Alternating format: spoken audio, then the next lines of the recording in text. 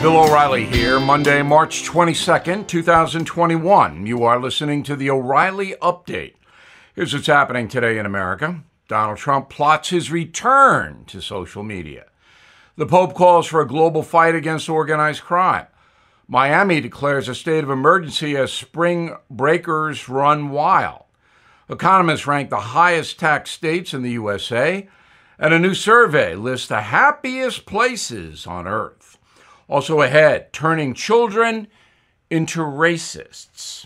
But first, advisors to President Trump confirming he will launch his own social network shortly. Mr. Trump was banned for life from Twitter, Facebook, and Instagram for allegedly inciting the Capitol Hill incursion last January. He will likely use the new platform to target political opponents in the midterm elections. Pope Francis urging the faithful to fight against groups like the mafia, saying criminals around the world are exploiting the pandemic. Gangsters in Europe are selling COVID vaccine on the black market. Police in America say organized crime outfits are using the shutdown to offer exorbitant loans with outrageous interest rates. City of Miami Beach imposing an emergency curfew between 8 p.m. and 6 a.m. after thousands of crazed partiers overwhelmed police and trashed local businesses. Dozens were detained for fighting, stealing, violating the town's mask mandate. No pedestrians will be allowed on the streets of Miami Beach during the curfew. USA Today revealing the most taxed states in the country. Surprisingly, Kansas comes in fifth. Its government there takes about 14% of incomes. Next, Pennsylvania, followed by New York and Connecticut. The worst place in America for your wallet, Illinois. Folks there pay an average of $10,000 a year on top of federal taxes. And Illinois is still broke. New study from the United Nations ranks the happiest places on the planet. Despite the shutdown, European nations occupy 9 of the 10 top spots. Finland coming in at number 1. The USA drops to 19. Happiness factors include personal finances, job opportunities, and access to health care. I have been to Finland. They may be happy over there, but they're also cold. Very cold. In a moment, teaching kids to be racist. Right back. As you know, Joe Biden has won the election, and with economic uncertainty looming, I am now more than ever recommending you diversify with gold and silver. The only company I recommend is American Hartford Gold. I trust them. I personally have done business with them. They sell physical gold and silver delivered right to your door or put inside your IRA, and they make it easy. Please call them now. Tell them Bill O'Reilly sent you, and they'll give you up to $1,500 of free silver on your first order. Since I've been recommending American Hartford Gold, gold itself up over 40%, silver up 60%. So don't wait. Call them now, 877-444-GOLD. 877-444-GOLD gold, or text GOLD to 65532. Again, that's 877-444-GOLD, or text GOLD to 65532. Time now for the O'Reilly Update message of the day, turning children into racists.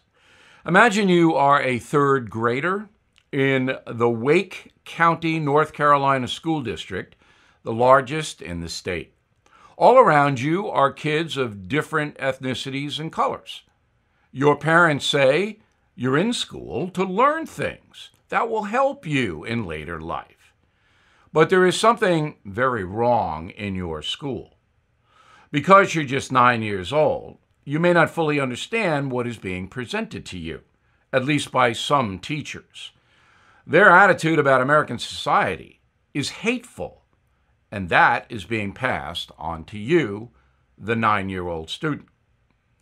According to reporting by the magazine City Journal, more than 200 North Carolina teachers attended a racially provocative conference, and the Wake County Public Schools have launched a campaign entitled whiteness in educational spaces.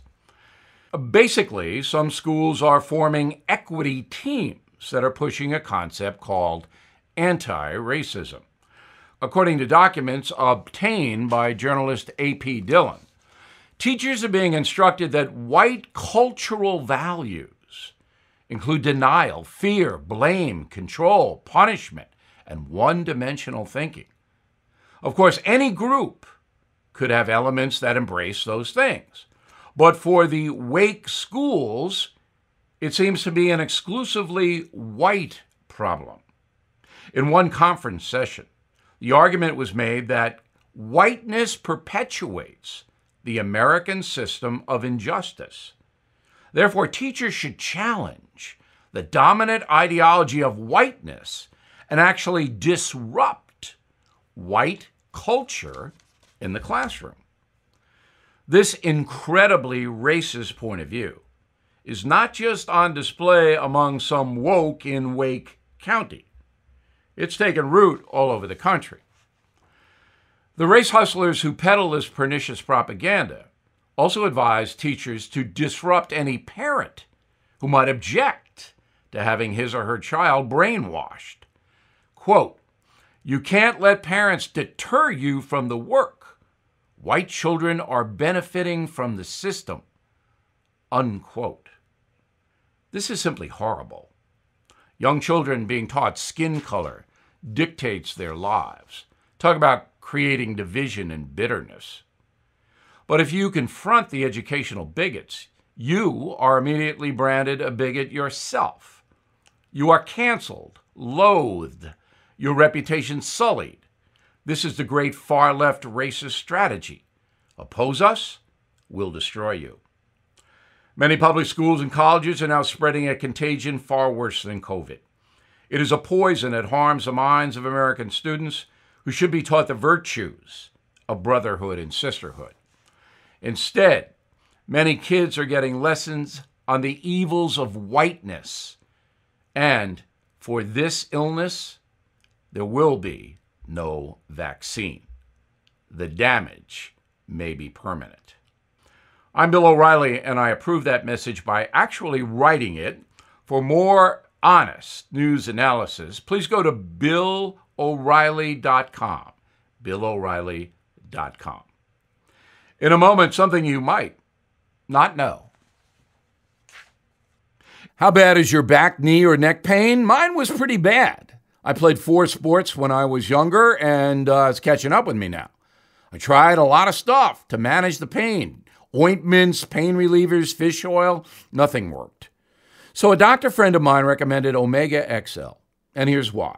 The underlying cause of painful, achy joints and muscles is inflammation. The key to knock down inflammation before it causes damage is backed by 35 years of research, and that's what Omega XL does. The doctor also says, quote, "I can't write any prescription that comes close to what Omega XL accomplishes." She was right. So if you're suffering with painful, achy joints and muscles, stop wasting money and switch to Omega XL. Order Omega XL now and get a second bottle free. Visit OmegaXL.com/Bill, OmegaXL.com/Bill, or you can call 800-844-4888. 800-844-4888. Now, the O'Reilly Update brings you something you might not know. On this day in 1933, recently inaugurated President Franklin Roosevelt signed a series of laws that legalized the sale of beer and wine in the USA. The new rules would lead to the end of prohibition. Here's how the failed policy came to a close. In 1919, Congress passed the Volstead Act, allowing the government to enforce the 18th Amendment to the Constitution, which was ratified 9 months earlier. Known as the Prohibition Amendment, it banned the manufacture, sale, or transportation of intoxicating liquors in the United States. The movement to ban booze began in the early years of the 19th century, when folks concerned about the adverse effects of alcohol began forming local societies to promote temperance. The Anti-Saloon League, founded in Ohio in 1893 and organized as a national society 2 years later, helped pave the way for passage of the 18th Amendment banning booze.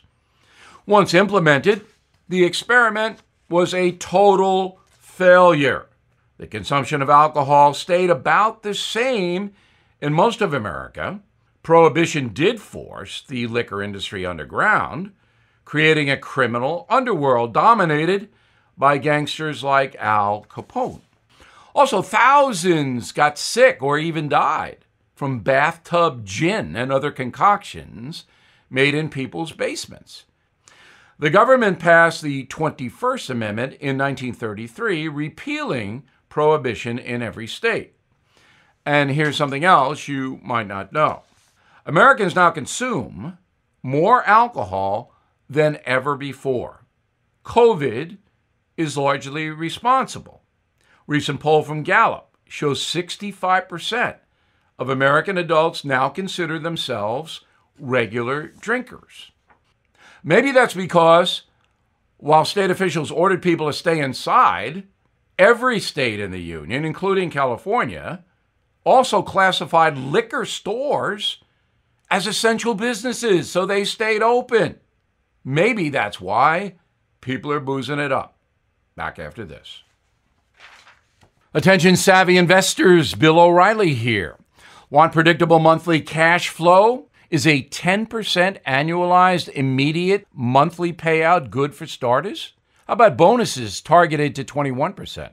If you want the safety and security of a real estate investment, but without the hassles of being a landlord, you have probably heard of NRIA. NRIA is an industry-leading real estate development firm now in its 15th year, developing strategically located, low-risk, high-demand neighborhoods based on supply-demand imbalance. They are a great fit for safety-oriented investors who want cash flow and diversification into carefully chosen real estate. Learn more about NRIA Real Estate Development Fund at nria.net, or please call 800-800-1414. That's 800-800-1414. An offer of securities is only made by the NRIA Private Placement Memorandum. Read it first. Past performance does not guarantee future results. NRIA is a real estate development firm. Learn more at nria.net. Thank you for listening to the O'Reilly Update. I am Bill O'Reilly. No spin, just facts, and always looking out for you.